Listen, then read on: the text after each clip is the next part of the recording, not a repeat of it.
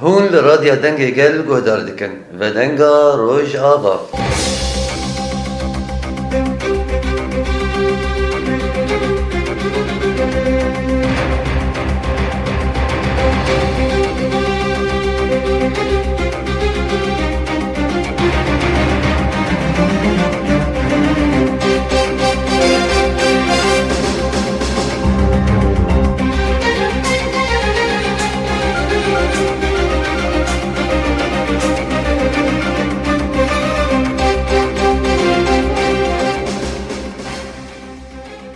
دی برنامه یا بدنگا روش آقا ده از کردیا دریعی گورمه. دیدن داوید پرگشتان ده سوریه چگونه جوانجی کمکوژی یا لپارا به دریا سپی و که پیکاته علوی راستی قرقرینه که مزن هاتنه ده عینی دمه ده جی فرماندار هزا سوریا دموکراتیک رزدار مظلوم عبدی پیمانه که به سروک سوریه یه دمکی احمد الشرعره امزکریه تایساندنا به امزکرینه لسته روشا باکو رجلات سوریه و سوریه بگشتی جبان خاندنا وان مجاران به مره رزدار دکتر لقمان عبدالله اندام کمیتات یکیدیان ده ناوند روش آقا یا لیکولین استراتژیک ده ام خیرهاتنا و دیگه نامست سرسرا و سرچاوا بله دکتر امگل که خوشن گویی رو هون میبانی منه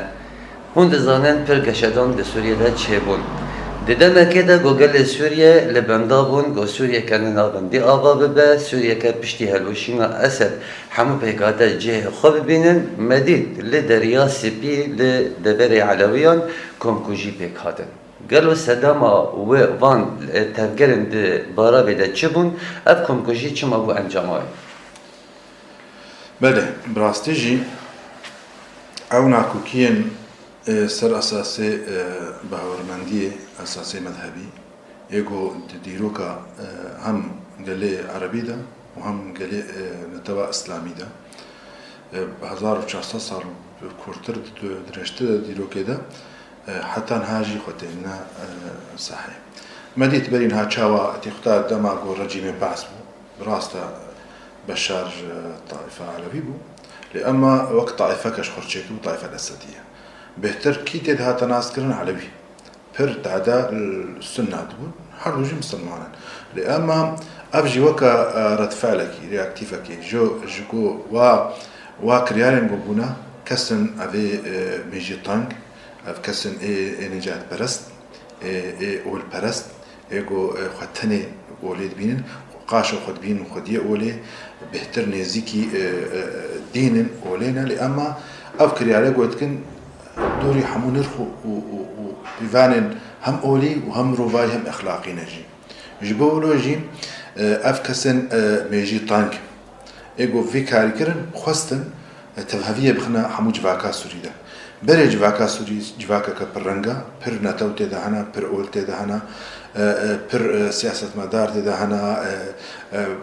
قلكي برنجا لأما أمكان بيجن در دورن دولة هريمي وهمجي هندرين هيزن هندرين إيكو ناخذ أشتي وأرامي بكبي ناو جواكا سوريدا وهروها حمور جهتا نافين جو خريزة كي جيانتكي بريا 100 ساعة وبهترجي بوا ساحة جو همجي هزن دستلادار نعم نتوي هاري مزن تدا بازار خدكن همجي همو خير وزفين وناكي اشخرت بن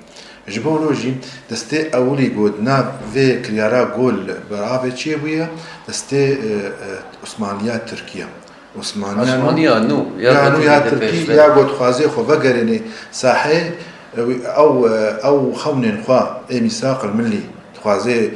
سوري جيب خيبن بن دستي خدا عراق يجيب خيبن دستي خدا جهن خير وبير حمكا ببي بنافي انه بشكريا هم اولا اسلاميت كي يانجي هيزن راديكال جبولوجي افكر ياري قوتشي بن دستي تركي تدا دستكي قريجه قلكي خورتو امزان كريارين تركي وهفال بندن وي او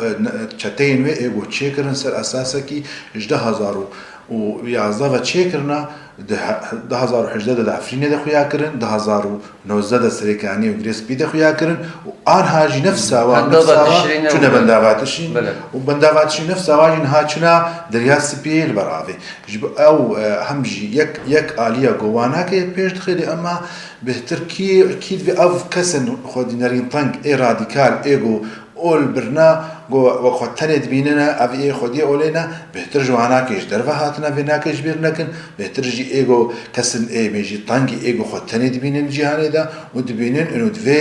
وێ ئیمپراتۆریا ئیسلامی ئەو پادشایە ئیسلامی یا مەزعوم یا گۆتگۆتن گۆسەر ئەساسێکی نە ئەخلاقی نە مرۆڤایی هاتی ئاواکردن دمێژیەوادا دخوازن بێنن سەر وەرجێعدەری ئەمما ئۆلژی ژوا بێریە ئیسلامی ژوا بێریە ژبەرگۆ ئەمزانن پرنسیب و ئەخلاقن ئیسلامێدا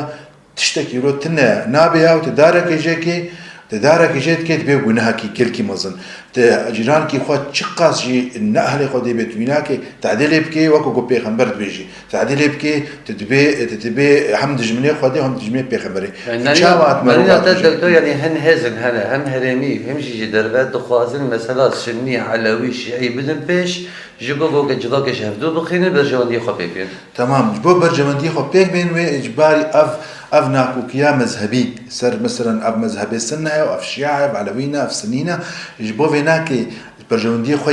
ê qirêj ê teng wa pêk bênin divê û em zanin deshilatdara dinya cîhanê hemûkî ser va nizaat û nakokiyên mezhebî hemû jî karê xwe dike. وەکە بۆ مارکز دەبێژێت الدین ئەفیون الشعوب ئۆل ئەفیونا تەوایە دەماگۆ بێ ئەستەغلالکردن تشتە پێشایی ناسەکنێ ملەتە قڕ دەکێ هەموو کاژی یعنی بێ حەق و بێ قانون و بێ زابوون و بێ ئەخلاق و بێ ئینسانیەت حتا هەموو ملەتە مەدیتن یعنی دیمەنن گۆش بەرئاوێ هاتن یا ساڵا 21 دەنە ئەف قاسی ئەلام و ڕاگەهاندن پێشکەتیە تەواصل ئێجڤاکی پێشکەتنە ئەم بینن بێ چکریارن تێنەکردن دنیای پیشا چاوێ دایکە زارۆکێوە تێنە کوشتن قەتلکردن و دایکێش برنگێکی کرێت گۆ ئەف نێزیکی تنرخی مرۆڤایە نابن وی ڕەنگە هەنێکی نێزیکی وێ دبن ئەو دایکا دەربغام لێ ئەمە زانوێ بەرسەفاوات دێ ئەم بین ئەف تشتێکی گەلکی نەباشە دوێت سەردەمای مەینودا یعنی تشتێکی دووری هەموو ئەخلاقی جڤاکایە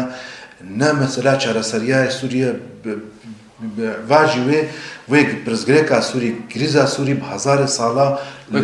کورتتر بکێ دەماگۆ ئەم دەستەکێ بنەوە لێ ئەمما ئەنبێژن کەسن عاقلمەند کەسن سیاسەتمەدار کەسن ڕایەدار ئێت سووریدا گەلکی هەنا ئێگۆ یعنی معتەدەلن ئێ نابەڕۆکەی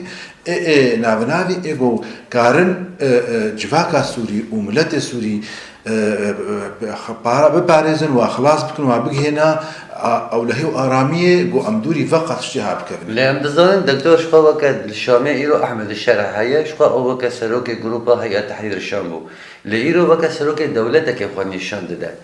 تشتێ دیار بوو دشەرێ وەکە بارابێدا لە دژی عەلەویان مەدید گۆ ئارتەشا سووریا یاد گۆ بووی یەک ئەو ئارتەش تنەیە هینا گروپێ چەکدارن وەک ئانی زەماژی حەمشات و حەمزات و وێ دەکێ ئەب کۆنکوژیکردنە کا ئەو یەکبوونا سووریە سەرۆکی سووریا لە کورد مینە ڕاستی پر گۆمانجی هەنە سەرڤەیەکی بەرین هاژی قوتامە گوت کەسێکی گوت گۆ کریار نەباشکردبن ڤەگەری ئەم زانن دنیای هەمووکیدا کەسن گۆ نەباشی کردبی ڤەگەری و سەروەری نەباشی خوا بسەکنی و بوو خوازێ گۆڕتنا بکێ کریزماوی مەخبول بێ کریاریوی مەخبول بن یعنی ئەرێ ببن ئەتبێژم ت پرزگرێک نینە گۆ ببێ ڕێڤەبریا مەسەرەن جەهێکی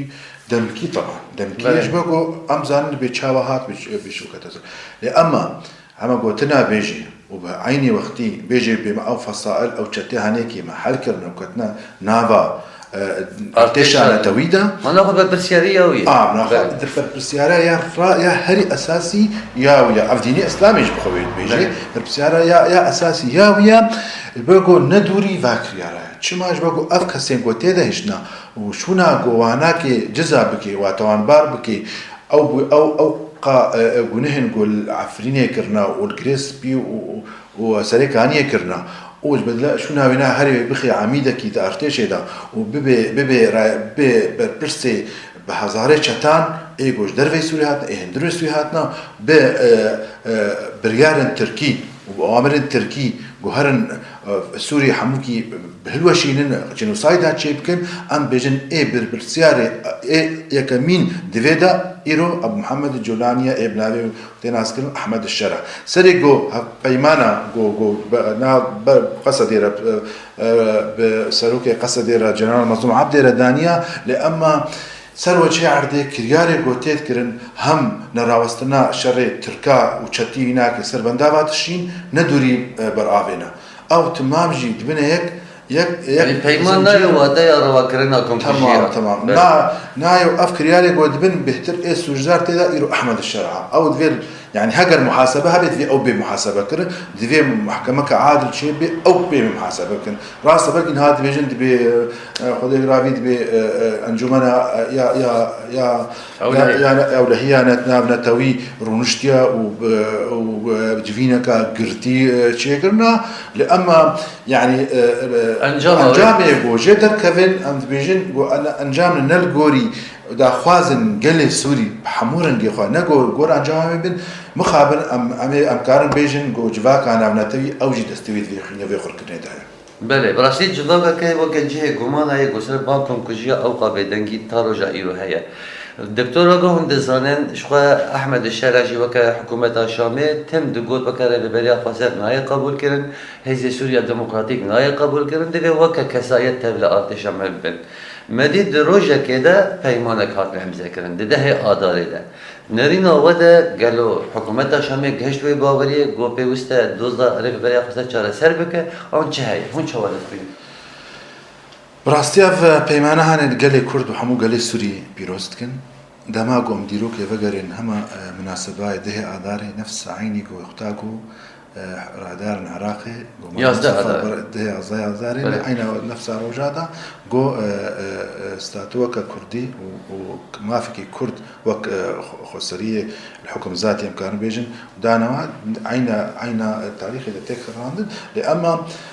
بسايا 12,000 شهيد و25,000 غازي وبريندار وبهزاران يكون هاد شبري شردنا كسن سياسة مدار وكسن خودي نرخ وخودي كدو جو عقلمند جو أبملتها باراستن جفي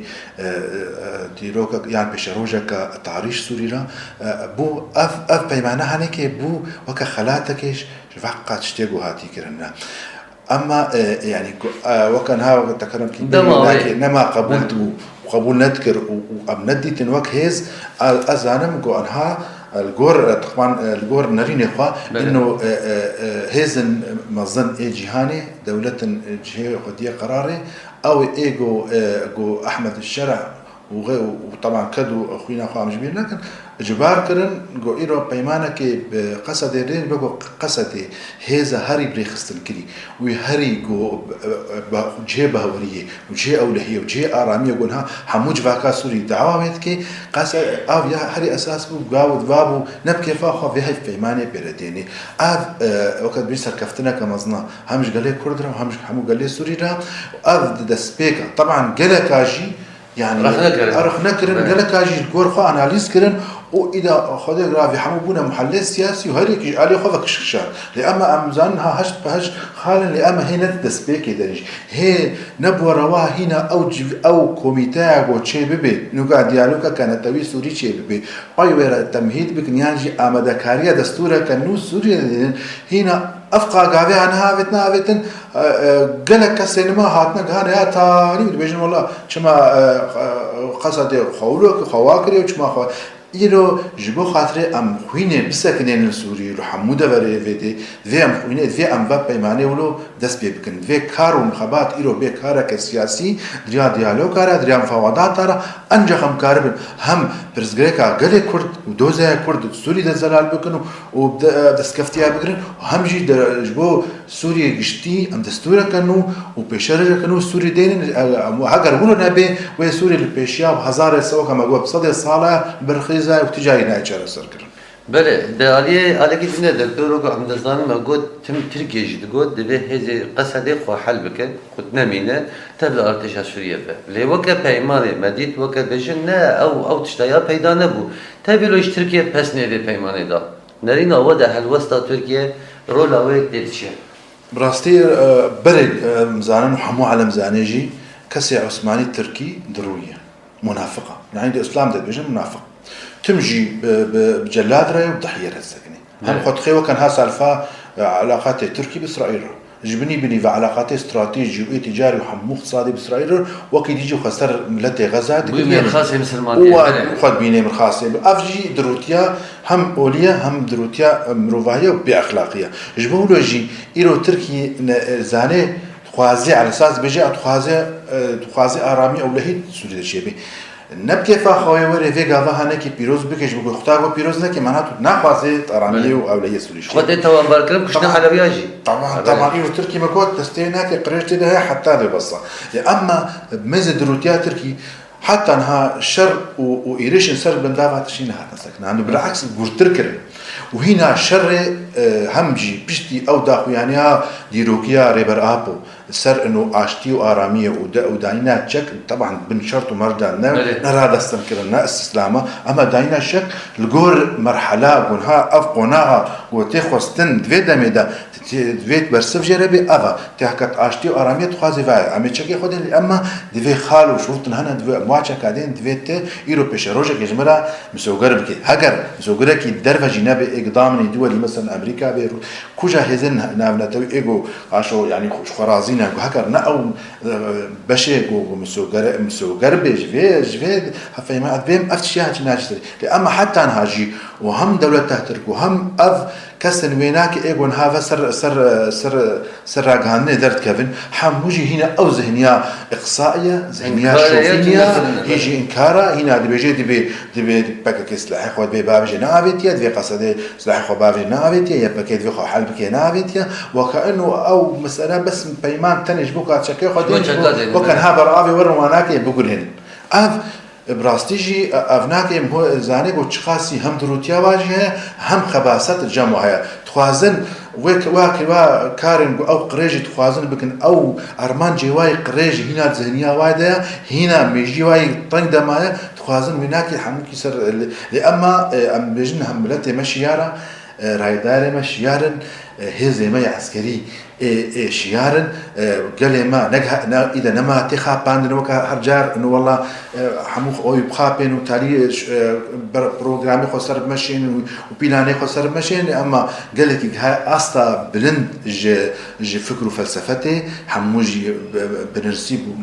فلسفه ريبر ابو كتيم مجي وهذا پروردهاتنا كرن جبولوجي يقيناكم تجاري قال كرد بفاتشيكا بخباندن بله دكتور شخبشتي دارينا بيمانه برئيسدار مظلوم عبدي فرماندار قصده واحمد الشرع وكسروكي دمكيه سوريا هند غازي دركتش تفكير سياسي كرده من اقوبك مظلوم عبدي تجاوز وان كريا شويه امضاء كريا دالي دوزا كردي ده قالوا براستي رئيسدار مظلوم عبدي اتشكريا مخابن خسكا او كاسيت بيجي خسكا غيري باغوتبانا تشما ون زاروكي علامه تشينا شم زاروكي مناشين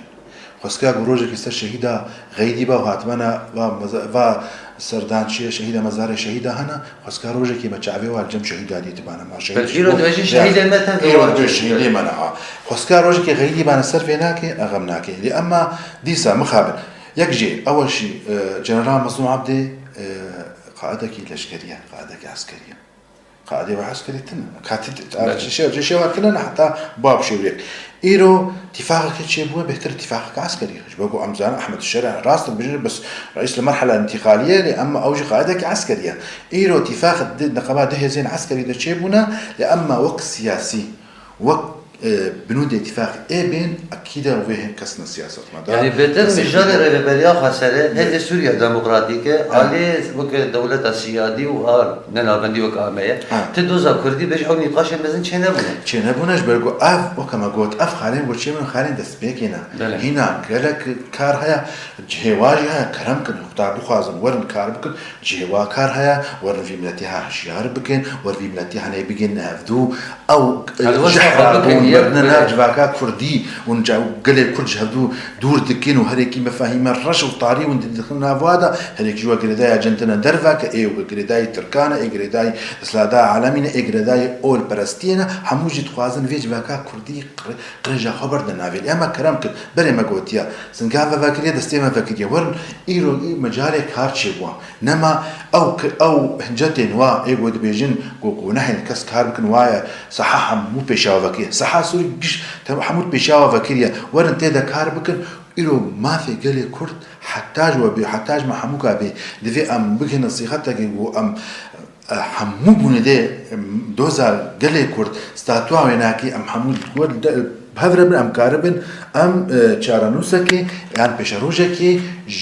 قلي كردرا ندوا كردرا جواكا كردرا سوري دم سوكر بكن بله یعنی وقت رزال مصنوعاتی جدایی خویا کردن دوزا کردی نهادی پاشگاه کردن بندان گو وقت کرد لهفدو بکن شانده گچه بکن هر شامه شبو دوزا کردی لوقت پیمان مدید دکتر گود آستا جهانی ده دنگ پر بدا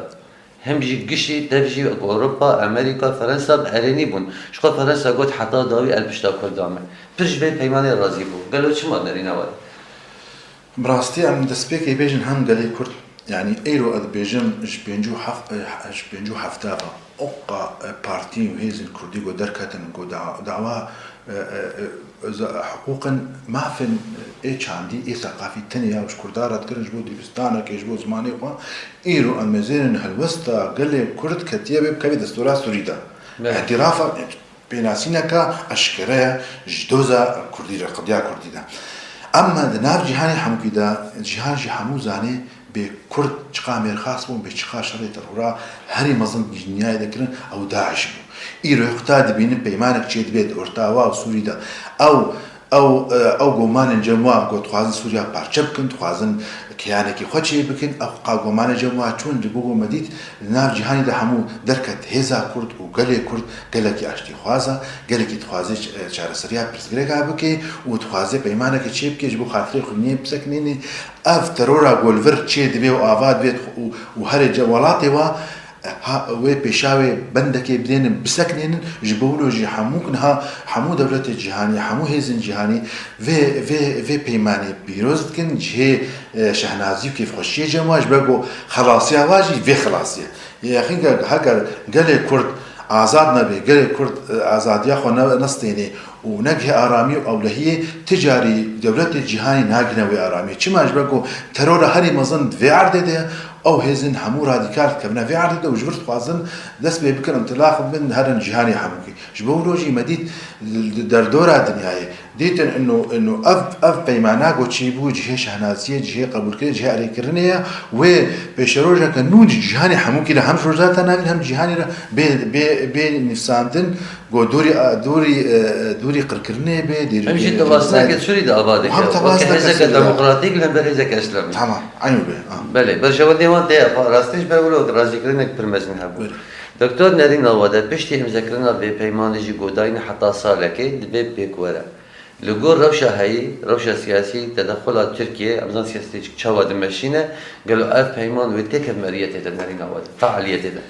بله والله يعني براستيجي ما قلت يعني چه پیمان و چه گاون ايش بو اشتي و قنجي هبت الميزانه كسكي وكما قلت شوفي نسبه كسكي قو ديجي برجون ديوين امناكي خوازي حتى جوري هول دي الماني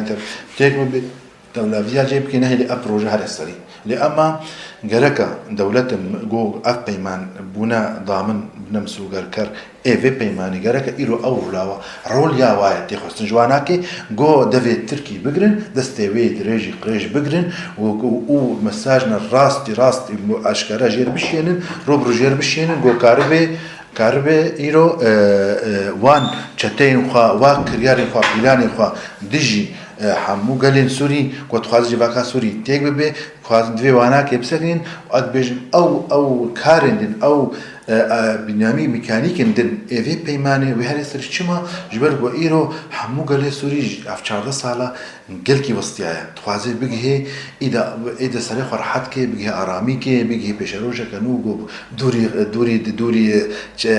چاكبي دوري مظاهري وكان هاما قوت ارتشي مسلح بن جو كاركي سياسي تفاوض ديالوج حوارك وطني سوري شيء ببي قاربن بهفرة بشروجك سوري بنفسين قدام شقاسي أطراف بشندن إيه سوري علي كاربن في بيمان برنجك عقلاني علمي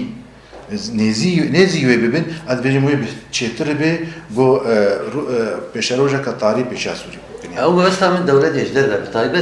تركيا تجاري وقت بجرينا خسرية ديمقراطيك بجرينا نيزا قزت بجرينا ويلو بين بندابة تشينا جيهينا شردكا بشتي ذي بيماني قالوا نبي وستا أفشل راوستا وهو جروبين جو شردكن وجيوان الكبير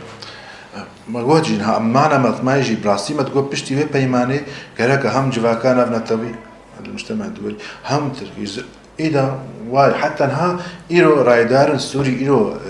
دسلاتا دمكيات شاميدة أوجي برسيارة كو زخت إخوة بجا زرت إخوة وزخت إخوة التركي بكي برضو في وسط الشرط حدري راوستا بركة جيك جوا خالي هناكي دسبيكي ها إنه الشرط فيش مدرة ولا راوستان جبوا بهوري شيء بين بيماني وكاربن بيك بين الروجي بيش ده دفي چه مظاهر وكريار شرها من الكودري ذي ورا راوستان اللي اما مخابل ام بينن وكما قلت تركي بهتر شريخ البندابات شين كوردرت كي دستيكا دي فيها زهاني كي قونها خركرني وجنوسايد البراوي يمكن اما كريار تركي حموجي فاجي جو يكي بخازي ارامي او لهيب كبي بشر وجسوري جبولو ادبيجن هم اركك نامنا تويه وهم اركك يا خوجيه انها يرو دسلاتا شامي اوجي بر السياره برغو فيناكي كاربي حتى ديرك مباشر تدخل بك كاربي فاشرا هكر بخازي بيماني ببستري وي امزاغليت في بيماني ببستري اما امشي علي خوفا ما تجاري ما يريشي تركي نكريا ما يريشي وانك بالعكس روجا ام بيجن ام تخوازن برزليكا ما وتركي جيراني مايا برنگكي ارامي برنگكي اشتي برنگكي ديالوجي بالسياسي وري جرى سركرن اما مخابن تجاري نا لبقو زانيغو مجرد ديمقراطيه بكفي تركي ده هنجي دلوشي بله ما ترسيا ويش تجربة ديمقراطية باكور وجلات سوريا الدكتور ده بحث كر وكا ريبري قاليكود عبد الله أبو جلان وكا بروجيا ديمقراطية واشتي دايا بيش وكا ديار دبي تركي حتى رجع إلو اشتغال أرينين نقابتنا نرينا ودا أفروجا شقة تأثيره وي لسر باكور وجلات سوريا هاو سر بيمانا رزار مظلوم عبدي و أحمد شرع براستي ها چه انجام الحمود هر چهار پارچه برساني چه انجام هاتن داين ديفيدم كها دمي هذا يا استيار دا اوجي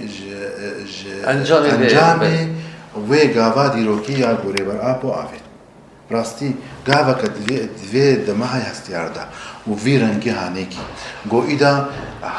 هاتا خويا كرن انه اجى حتى هاجي دما كاري لشكري بو مسلح بو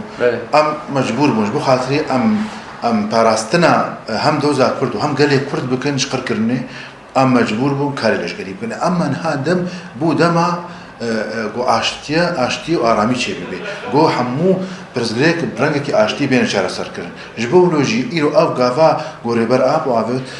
باندورا خسر حمو دري رجاتا نافي نبس جي كردستان حمو رجاتا نافي ايرو جو هندن ونبنا برسف جوا في غافا ديروكي جو افت ريبر اب وحتى ابيستو بين صالينا كي زيدتر ديلغرتي جم دسراتا هري بيسي قريج رجاتا نافيندا اما سريولوجي دركت بروجيكت درخستو غافك افت جو حموجي مانا مايجي ايرو بربرسيار يانجي ويرونن وقور آرامی و آشتیه گو او بانگ آشتیه گو باکر هم موجی چکه خودین البرش دیالوگا كسياسي يانجي و بدنا خويا كر او ايغو ايرو حمو تفهفيا گو روجاتا نافيندو وبطيبت الهرم من باكر روجاتو جو حمو درين گو كردستاني ايغو واكر يارات كن و بدنا خويا كر گو اون سادات بيناك گل جهاني وگل روجاتا نافي حموجي لعنات شرمزاري بين سرواناكش بگو اف بانگانه که تبر سبعی ندانه. بله. دکتر نرينا ودا قالوا تركيا باور ذكر جواكا ريبيري قال لي كل في بروجي اشي بدا بيش عندك ديار دكن شيروفاكات في تركيا دخست تبقرا كرديش عند بخير ناكوكيا تخنا برا بكا كوريبر هو جلاندا وبيجي شخص سودي جاي بقرا دوزا كردي خير قالوا تركيا باور ذكر براسي تركيا ماكو مقول دولتك الدرويه وقريجه مراهنه ذكر كسر انه تفهميه بخلاف دوزا كردا وبتایبەت تەفگەرە ئازادیا کوردستانی و تەماو مثلا هەمە ڕێبەر ئابوو دەرکەوێ بێژی ئەمێمیدا ئاشتیانە و میسلاح خودێن وا ولو الگۆر راپۆرن گۆ چەتەیەن جواژ واردبرن نوێ ولو بێن تەفاوی بکەوێتەوە ناوی ئیدارە سیاسیدا و ناوی ئیدارە عسکەریدا و ناو ڕێبەر ئاپۆوادا لێ ئەمە ڕۆژا دتواژ وێ بانگا گۆ ڕێبەر ئاپۆ گوت ڕۆژا ددووە وەک پاکەکەی حزب العمال کوردستانی راگەهاند گۆ چەکدانینە ئەم گۆڕی ناکەینە ئەو بەگاوا گوابێتان پیرۆزکن و ئەمژی تەقەستکن و ئەمژی پێرەنە هەموو شتێک گۆ ئەوت بانکێ لێ ئەمە ئەبوو وەکە دەربەکە مەزن ژادایەترکرا ئەوە ناکەی نە بازاڕونە حەسابکن گوتن دگۆمێ تەفاویە چێکن ناوادە و ڕێبەراپۆ دەرکەوێ پارتیکەوێت تەرۆڕەوەی خۆلان کێ تەرۆر پارتیکە تەرۆری بوو و چوولی ئەمە لگۆر ئاخافتن و داخویانین ڕێبەرا و لگۆر شەرت و مەرجنگ و خۆستن ji بۆ خااترێ ئەپروژە هەرێ سەری ڤژی هەموو پیلانین وان و پیلانی ئێ ئالیگیرێ واناکێ بوون و ئەڤنا وەک عەرەبی دەبێژن کەت ساداوانە دوێ چارەسەریە یانژی یوێ خۆ بنەخویاکردن گوهێزەکە تەرۆرن یانژی دوێ چارەسەریە ژێ پرۆژێرە بێبینیانی بله دکتر شخوای براسیم که خوش میوانه من پرسک داوی هون نوروزا 2025 گوته نری نواده و چی مساج در کفن وکش ربری گلی کل به چیز دست کفتی هبن هدیه و نوروزی چه خودی هیوی و داخواز آماج نوروزی نه نوروزان هاجی بری 25 ساله جی هیوی و داخواز آمه بو گو ام نوروزی بریبر آب ورا بیست گو آرام سربست بیبردان دوزار گلی کرد و چارەسەریە پزگێکا کوردی هەر چار پارچە کوردستانی بێ چارەسەر کردن ڕێبەر ئاپۆ ئازاد بێبەردان نامەدا گۆ ڕێبەرێکی و مفەکرێکی و فیلسوفێکی کوردیە و ئێ جیهانیانی هەم ئێ ئینسانی مرۆڤاهی هەیە ئەو بانگ ئەو هێوی و داخوازێ منە گۆ نەورۆزە 2025 بێ نۆرۆزە ئارامی و ئاشتیە گۆ ئەم گەلێ کورد و هەموو گەلێ جیهانێ گەلێ ڕۆژهاتا ناوین هەورە بە ئاشتیانە ژیان بکن و بێنە ڕۆزا گەلان بله دکتر لقمان عبدالله اندام کمیته تکلیات ناوەندا ڕۆژاوایە لێکۆلین استراتیژیک ده ئەمگرکی سپاسیۆت کردن بۆ میوانی مەب سەسەرا و سەرچاوا و سپاس ژمارەش بله لەبەر ئەم دەگەێن داویا خەلەکە ئیرۆ ئەمجی هێوی دەکەن نەورۆزە 2025 ببێ نەورۆزە ئازادیە سەرکەفتنان ئازادیا فیزیکیش ڕێبەر عەبدوڵڵاه ئۆژەلانرە تا ئازادیە تا سەرکەفتنێ هەم بمین دناوە خێر و خۆشیەدە